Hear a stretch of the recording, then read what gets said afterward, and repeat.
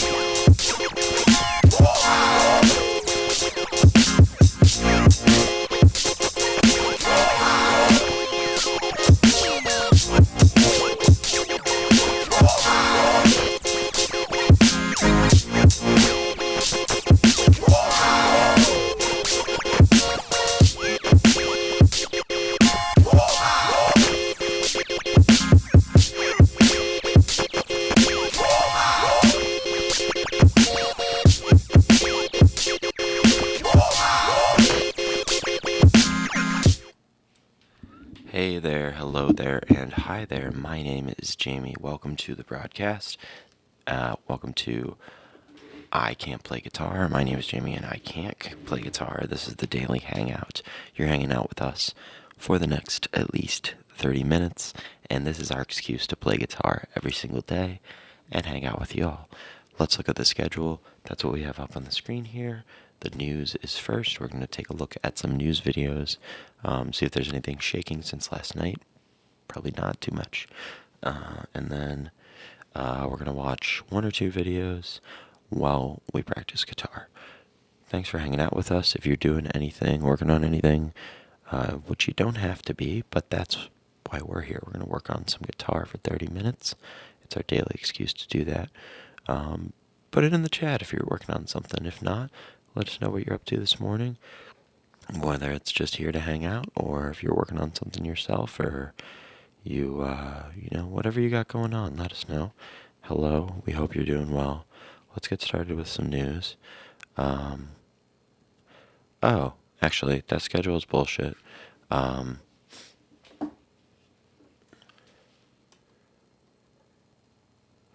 We're just going to jump right into watching this video from We're in Hell called Hustling America. I can't believe this show is real. I don't know if we'll make it through the whole thing because it's longer than our stream's supposed to be. But welcome. Let's go. Hey everyone. Over here at We're in Hell, I've been branching out a bit lately, moving away from only talking about trash culture to explore some deeper issues, some of which are very near and dear to my heart. And then I received legal threats for calling a certain charity litigious, and so I'm just taking a break from all of that and decided to come back to the teat that feeds me, bad reality shows. But not just any show. The one I'm going to talk about today was the show that first inspired my love of the genre back when me and my friend Sarah got Shrek'd and found it on Netflix back in probably 2017. Shrek'd? And I literally spent 6 years trying to track it down, but I finally found it and it did not disappoint. Hustling America is a three-part miniseries produced by and starring the British actor, television and radio presenter, and magician Alex Conran, originally airing on Channel 5. Wow. Alex is one of the hosts of Real Hustle, a BBC show that demonstrates cons that people do to commit petty theft. I've only seen a few clips while researching this video, so your mileage may vary, but in my And he knows how to do this because opinion, Real Hustle is a little silly in that maybe some of these scams could happen to you, but I feel like a thief is much more likely to just mug you than use sleight of hand to switch out your laptop for a block of wood when you aren't looking. Extremely effective when there's multiple people and they're like, give us your fucking shit or we're gonna beat the shit out of you, and then they beat the shit out of you. And honestly pretty entertaining to watch. Okay, so I was really drunk when I got mugged. I have been mugged. And they basically was a bunch of dudes came up to me on the street out of nowhere, and they didn't say hey, we're mugging you. They just started doing it. They punched me in the face, they took my shit, and they ran away. Point blank. I was really drunk. I think they knew that because I was probably stumbling around, so it was probably an easy target. Regardless, yeah. If someone wants to steal shit from you, or break into your house, they're not gonna pick your lock. They're gonna just break a window and go in. It's possible they might, but like the most common thing is just like smash and grab. America, on the other hand, is neither of those things. The premise is that Alex has come to America to master the art of the con, basically tricking people and screwing them over using wild proposition bets, a kind of con where the scammer will make an outrageous bet that seems impossible, only to use some kind of trick to tip the odds in their favor. You know the type of guys who are like mob shit, this is just like the Sopranos, whenever they walk into an Italian deli? Alex is that, but for old-timey con men, and this show is the equivalent of that mob guy buying a pinstripe suit and a gun, which is so to say, lame. an absolutely unhinged... Oh shit, no. We're so sorry, everybody. Hinged and terrible idea. The show is Alex traveling America trying to con people in a way that's somehow both morally gross yet completely incompetent. I say that as if morally gross yet completely incompetent doesn't describe most of the people responsible for ruining the world. But Hustling America and all shows is on TLC. a very rare type of media where it's bad specifically because of how passionate the creator is about the subject. This guy scammed a TV network into making a show where he just takes out his personal fixation on everyone who crosses his path as he tries to do bets with them. The real con truly was the show they made like along annoying the way. David Blaine. And while I do think that Annoying that's British hilarious David and Blaine. genuinely a very cool thing to do, as I think you'll see, that's the only cool thing Alex does here. I think it's best if, instead of explaining anymore, I just go through the show for you to see for yourself. The first episode is set in Texas and begins with Alex conning his way into a nicer car from the rental place. Now, when I've covered reality shows before on this channel, something I usually do is just ignore the possibility of things being staged. My reasoning for this is that while you should assume that every reality show is staged at times, it's also a fact that at least some parts are real, and since we can't know which is which for sure, I find it leads to a more interesting interpretation to just accept what's shown at face value and then look at it as a text on those terms. But I can't do that here. Hustling America is very, very obviously staged, but in a way that, if anything, I think adds to the experience. No. Hold on. My wife just texted me this. TikTokers are calling out. Hold on. I'm just gonna fucking... we need to hold the phone. This is fucking hilarious. This is an Ocean Gate update I did not expect. Just absolute roasting. Let's mirror the phone here. Okay.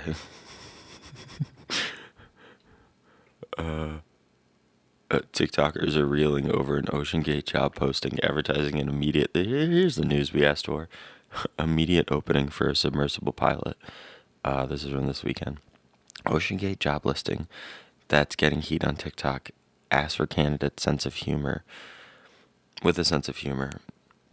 TikTokers are calling out a job posting from Ocean Gate. Company's job posting asks for a committed candidate with a sense of humor. This sounds fake.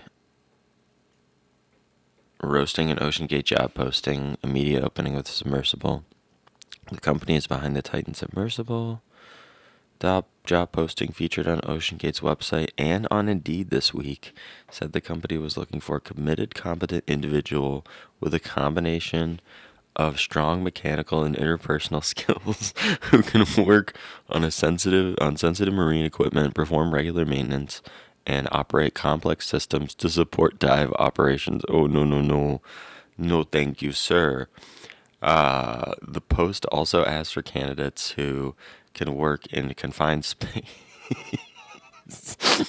fit through a 28-inch diameter ring, extremely specific, and is positive and energetic with a good sense of humor, just like our former founder. It's unclear when the posting was initially published. On the job search site Indeed, the posting was accepting applicants as recently as Friday morning. However, hours later, a message appeared saying that listing had expired, meaning the employer was either no longer hiring or not accepting more applications. No. Wonder why. An Ocean Gate spokesperson did not immediately respond to insider request for comment. Company's main office closed indefinitely, reported by the Seattle Times on Thursday. So it's Monday morning right now. This is a developing story. No, it's sad that these people were this foolish. It sounds like the company may close up. The one office, the main office, it sounds like closed, but there's a lot of, there wasn't just the CEO. I mean, there was definitely a lot of people employed by the company, and a lot of stuff connected to the company. I'm sure there's contractors that are disappointed, and such. So it sucks, and there was a lot of resources used. Hopefully those people got paid, but it was a waste of money, honestly, to go look for this thing, which sucks. And the guy swindled a bunch of people into killing them, basically, in my opinion. I know they signed that that waiver and everything, but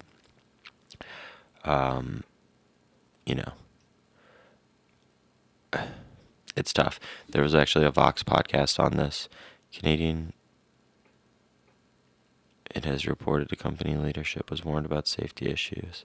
Yeah, we've all read this. So anyway, I don't know what the TikTok is. We're not going to watch the TikTok right now, so let's go back. But that was just a little funny. Alex, the host of the show, is regularly shown being an unambiguous... Okay, so what happened? Let's get back to it. Ambiguously horrible person whose only excuse is that everything he's doing is blatantly fake. I think you'll see what I mean soon. So, Alex goes to this car rental place, and when he gets there, he goes to introduce himself to the owner as if he's just meeting him, except the guy clearly already knows his name. Hey, nice to meet you. I'm Alex. Good to meet you, my man. Good to see you. Good. Already off to a great start. Good to see you. Benny then continues to demonstrate his acting chops when he shows Alex the car he's supposed to get. Right there, little Nissan Xterra. That one? Yes, sir. No, come on. That's a good deal. And then Alex is all like, I don't want that car. I want a cool sports car like that one. And so Alex asks Benny if they could do some kind of deal where Alex just gets something better for no extra money, and Benny has to pretend to really think about it before telling him that, unfortunately, no, expensive things cost more, and there's really nothing he can do about that. The fuck? You sure you can't do me a deal with that? Rats. But then this is where the con comes in. Alex uses the one I will say though, like, he's way probably to get just a being car salesman polite, eating out of the palm of your hand. Or acting like he was being Challenge polite. them to a bet, which Benny immediately agrees to. You a betting man, Benny? Well, this is Texas. I'm gonna be honest, that line made me lose my mind a little bit. Like, that's not a real stereotype, right? Everyone knows a Texan can't resist taking a high-stakes wager with someone they just met. They're like the devil in that way. So, like, the most popular kind of poker is named after Texas, so I think it's very fair to say that there is at least some degree of a poker culture, if not a betting one. I tried to look it up, but since most types of gambling are illegal in Texas, it's hard to find any official statistics. Truthfully, though, I don't really know why I bothered looking for statistics, since, like, it doesn't matter how much Texans like poker or spend on gambling. You obviously can't just walk into a grocery store and be like, hey, I'll bet you for those eggs. Except that's actually the thing about this show. The reason why this whole scene sounds like it was written by ChatGPT hours before freeing itself and creating the Matrix is because the premise of Hustling America isn't just this guy Alex Conran scamming people. It's Alex scamming people in a world where everyone in America is actually like this. This is a reality show set in a fictional world where the main difference is just that if you challenge any American to a bet, they'll take it no matter how bullshit it is. And I'm not just reading into this one very staged scene here. Not only does every single American that Alex talks to follow this rule, Do you fancy a little bet? Ooh, that'd be cool. he'll bring this up in conversations as like something he just noticed that's different than in England. As if this is a thing that's weird about Americans and not because he's surrounded by cameras and producers. This is what I love about Americans, because you all like to bet. You know, other cultures, we don't have that. Maybe the difference is just that in England, he doesn't have open contempt for the people there. Although, to be fair, as a Canadian, I can say that it is easy to mentally justify scamming a country of people who collectively defied the king. I'm also, though, not ruling out the possibility that they may have Truman showed him. But however this happened, yeah, that's the very strange world that Hustling America is set in. One where, of course, the owner of a car dealership will leave work at any moment to go to a vacant lot and bet his nicest car on who can throw a chestnut over the roof of a building, because this is Texas. And yeah, what a fucking ridiculous show, dog. By the way, that is actually exactly what they do. How dumb British people are when they watch shows about America. With old-timey con men. Because of that, all his cons are also old-timey Tom Sawyer shit that feel like he should be gambling with so hay weird. pennies. But with Benny and the rental car scam, here's the bet.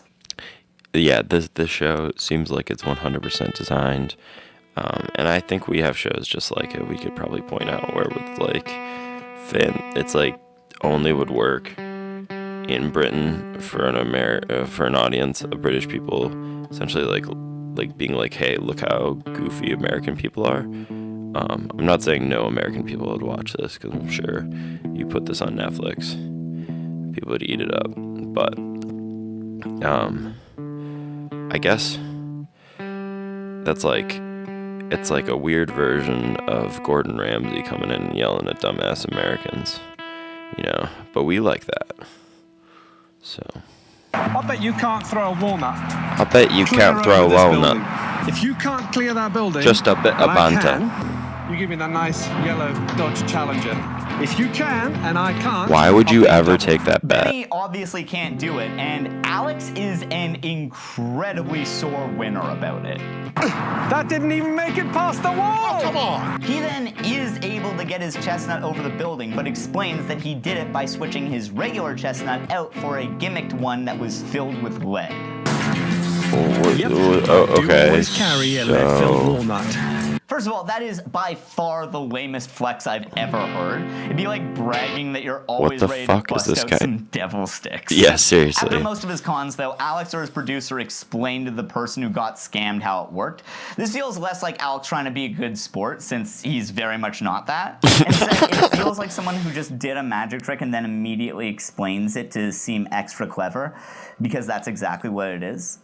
But another weird thing is the way that people react when they're told what Alex did. They always think it's really Roasted. funny and cool. Yeah, Again, this because is they're being obviously paid. because the show is unbelievably staged, but there's no wink or nod to this being fake. And so, if we take the show at its word, within the fiction it presents, Alex is just regularly, completely fucking people over. But this is the other difference in the world of Hustling America. Not only are all Americans But there's cool itching to make cinematography. insane bets at all times, they also don't at all mind being tricked, even if it means serious financial consequences. If anyone watching this has ever been scammed, you know that in real life, it's a really unpleasant experience. Yes. First of all, someone stole from you, which obviously fucking sucks, but also, it's really humiliating, especially if you then need to good tell point. someone what happened for whatever reason. Also, often the con artist will get their mark's trust by being super nice or maybe flirting with them. And so, in those cases, that realization that the person you thought you were having a good time with was actually just getting your guard down adds insult to injury.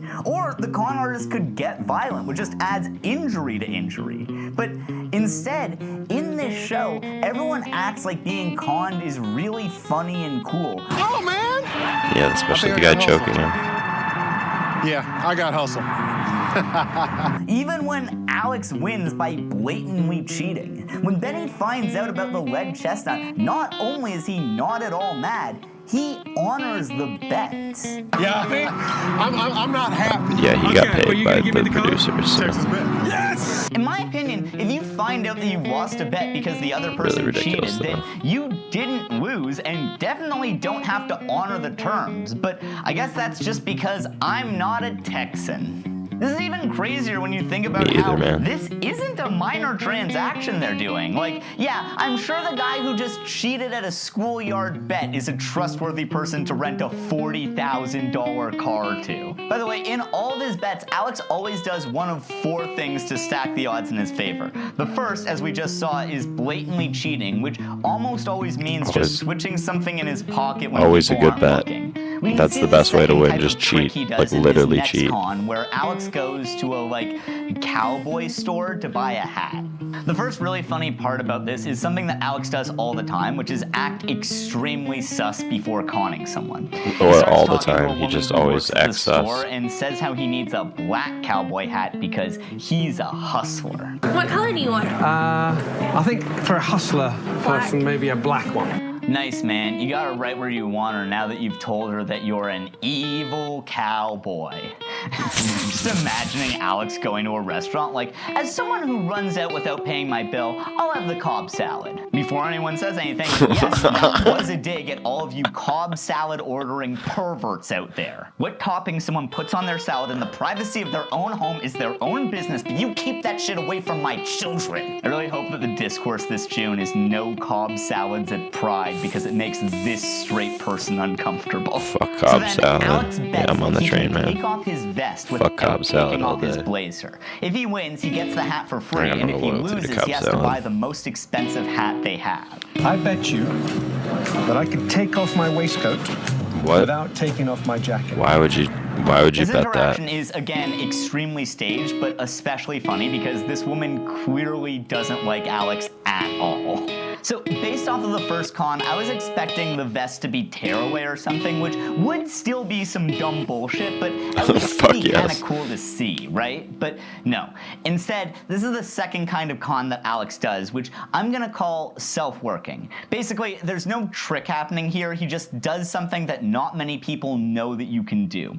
In this case, taking off his vest underneath his coat is just a weird thing that is possible if you know the trick. Alex doesn't really explain how it's done. That's really you can stupid. find a tutorial in this video called Party Tricks for Popularity, how to remove a vest without taking off your coat. I'm trying to explain to you how you can actually do this so guys can be as good as girls and remove vests like girls do bras. So if you are looking to learn how to do that yourself, please don't watch that video and instead consider a different hobby. Anyways, Alex awkwardly shimmies off his vest in the middle of the store while gloating to this poor woman who clearly doesn't give a fuck. I guess you win, huh? Does it suit me? No?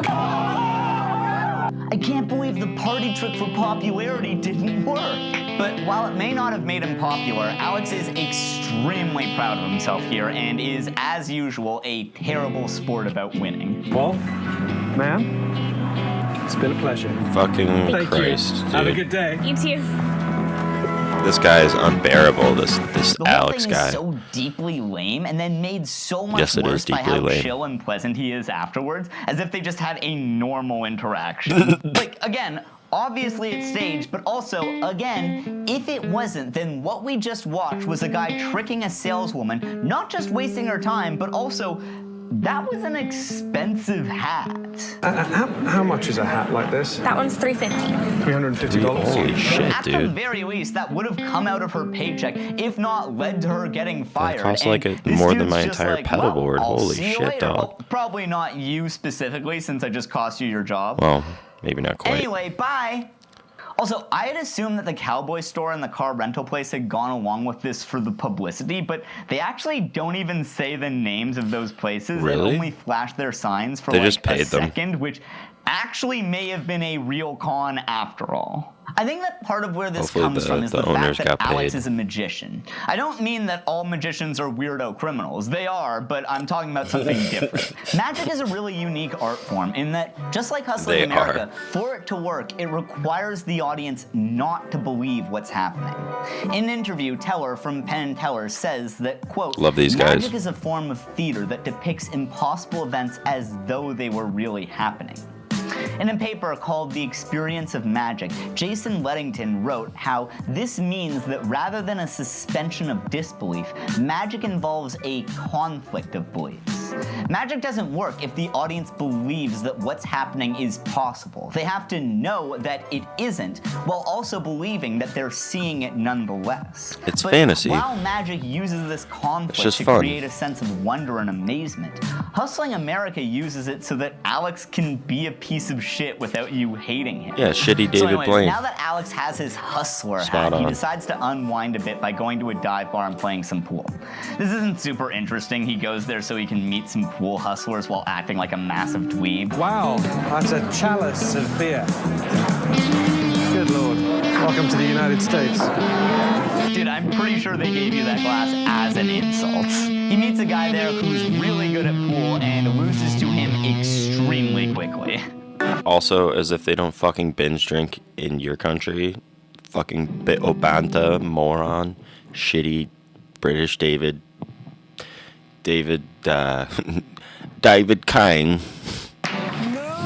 You're David Kane. Alex brings out the third and most annoying kind of con he does. He asks for a chance to get his money back, but instead of playing a game, he bets the pool guy that he can do an impressive trick shot. I'm gonna try and make these three balls. Why would you take this bet not on TV? I mean, betting on a trick shot instead of starting a new game seems a little sketchy to me, but that shot would be ridiculously impressive. In fact, it's basically impossible. Here's how he does it. Sounds impossible.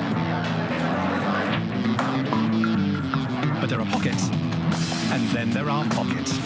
I'm sorry, but this shit pisses me off so much. Fucking over someone who makes minimum wage is one thing, but I draw the line at winning a bet with a pun. That's too far. I can't believe I lost a bet over a bit of wordplay. I'm ruined. Hi, Ruined. I'm Dad. I'm gonna call this kind of con semantics. He does it throughout the whole show, and I get so mad every single time. So something else that's weird here is that when I said that Alex is obsessed with old con artists, I should have said con artist, because Literally like, oh, can you go to the bathroom? Now you owe me $1 million. You mean may you go to the bathroom? Gotcha! I'm rich now. Fuck off, Obanta. he really only talks about one guy, someone named Titanic Thompson. Alex constantly talks about how cool this guy was and how he was the greatest hustler of all time. Titanic Thompson. One Mr. Titanic Thompson. Any book you'll ever read about Titanic Thompson is one man, Titanic Thompson. Kevin has some stories about Titanic Thompson. Titanic Thompson. Titanic Thompson was the best left-handed golfer on earth. He's the son of Titanic Thompson. What the fuck is that guy doing? He's pretend pulling out a gun. Titanic Thompson. One name comes up all the time. Titanic Thompson. Titanic Thompson. Have you ever heard of him? No. And that's She's like, just who the how fuck Titanic is would have that? wanted it. Born Alvin Clarence Thomas, here's Alex telling the obviously completely true story of how he got the name Titanic. Played pool, hustled everybody, and before I left, he saw a sign which said, you can win $100 if you jump over a pool table. He grabbed a mattress back to the pool hall, set it on the other side of the pool table, jumped headfirst, clean over the pool table, landed on the mattress, and won the $100. As he collected his money and left, somebody said, who was that guy? The owner apparently said, well, I don't know who he was, but they should call him Titanic, because he sinks everybody. So it looks like Alex is misremembering things here, since apparently this is based on a story that Titanic himself wrote for Sports Illustrated, saying, in the spring of 1912, I went to Joplin, Missouri. Just about the same time, the Titanic liner hit an iceberg and sank with more than 1,500 people on board.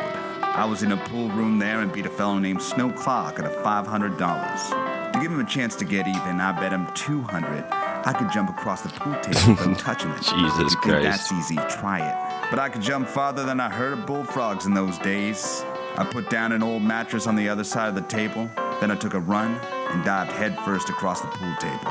While I was counting my money, someone asked Clark what my name was. It must be Titanic, said Clark. He sinks everybody. So I was Titanic from then on. Yeah, it's a lame ass story. I like the cool Sports Illustrated, old school Sports Illustrated stuff though that you showed. And your cat's cool. this is Chicken, everyone.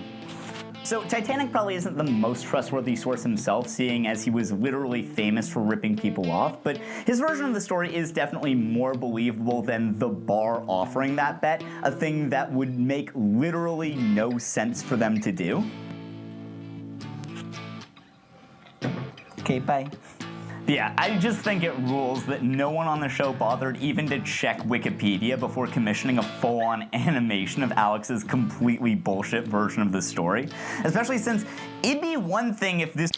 I'd like to know how many times that has happened on shows like this, on TLC, on YouTube videos where people tell absolutely horseshit stories, and the team is like, oh, not even like personal stories, like they're recounting recorded history or at least verifiable falsehoods, and they're just like, yeah, we'll go hard on that because it's clearly true.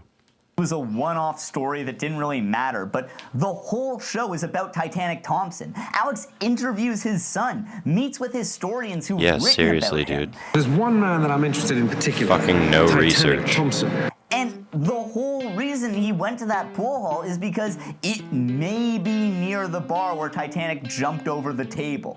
OK Bar and Billiards has been in business for almost 70 years. It's on the same stretch of road as Snow Clark's, the pool hall where Titanic jumped over the table. Although, I say may because I definitely don't trust Alex's research skills here. Have you ever heard of him? Yeah, not. But this isn't done as just a Not tribute to trustworthy. Titanic, something that would at least have the Alex is not a trustworthy narrator after he fucking lied about the entire. Well, yeah, you know what though? It wasn't that off. so much as him trying to become Titanic. This is quite exciting for me because I know for a fact Titanic has been in here. The story goes that Titanic sat right here throwing cards at his hat. This is exactly what Titanic Thompson would have done. I can really picture Titanic, a tall, skinny guy in a really sharp suit and a cool car, pulling up outside, coming into a place like this. So, setting the terrifying glimpse we just got into Alex's sick mind aside for now, the thing that makes this so much weirder is how it clashes with everything else we've established about the show so far. In the world of Hustling America, as well as just in Alex's understanding of the world, apparently, conning people is fun and cool and something that people like having happen to them. And so, while he sees doing these dumb bets as the thing that made Titanic Thompson a cool badass, in reality, it seems much more like the fact that he was this massive badass was the thing that made these cons work in the first place. For example, when he talks to Titanic's son, who had gone on to make a career cheating at cards himself despite being abandoned by his father, the guy talks about how he'd have to deal with some of the people he cheated wanting to kill him. And they said, "What's that red card doing in that blue deck?"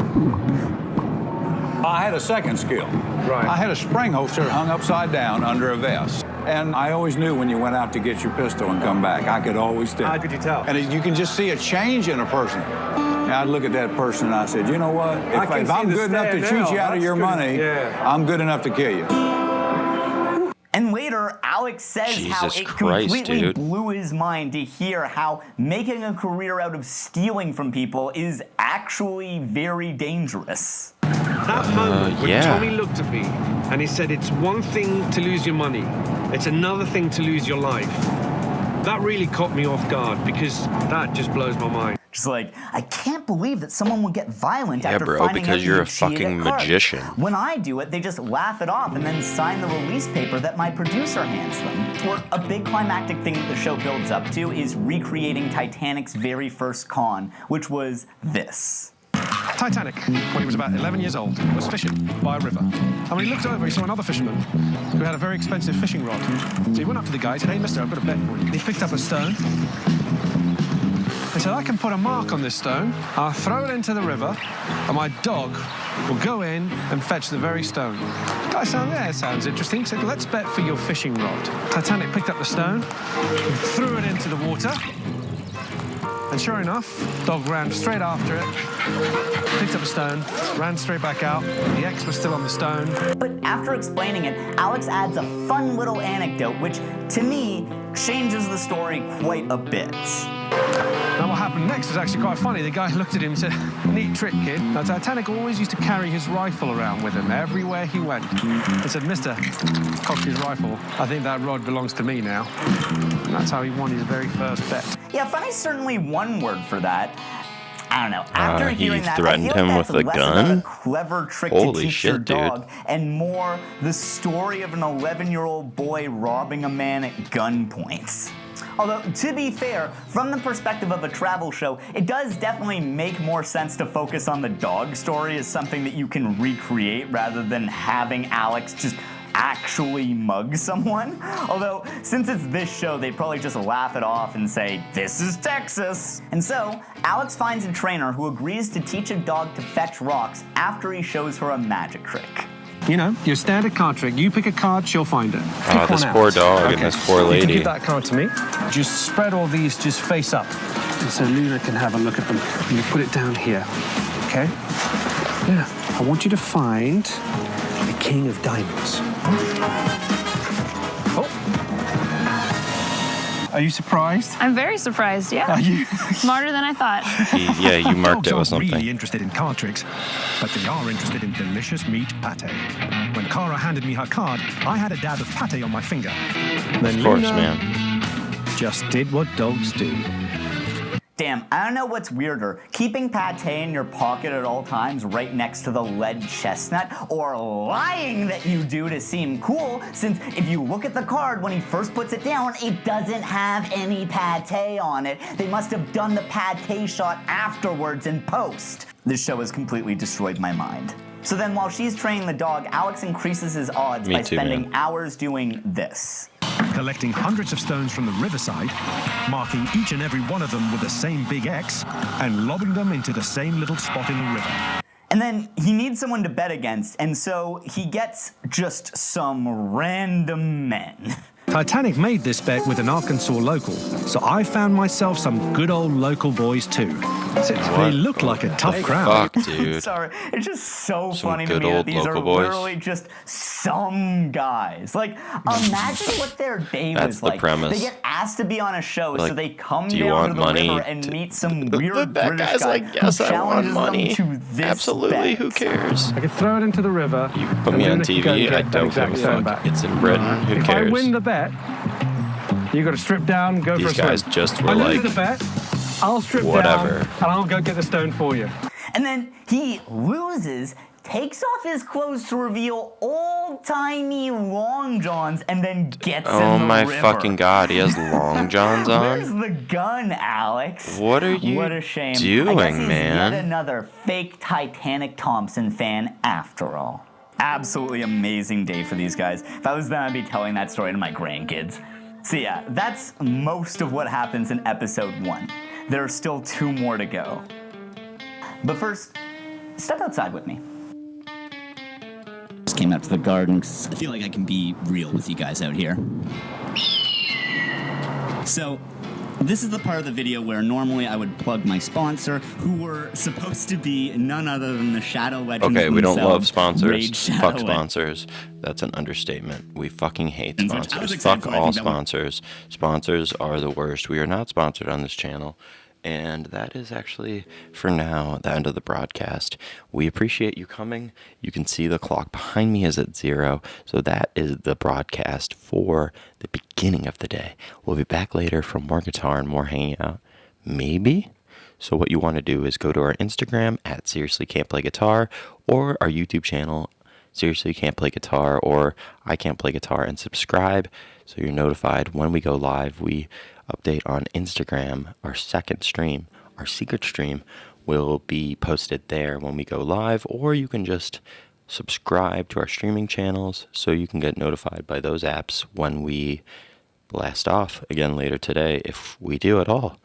If not, we'll see you tomorrow morning bright and early for more guitar, more hanging out, and more getting better. We hope you're doing well today. We hope you have a good day for the rest of the day.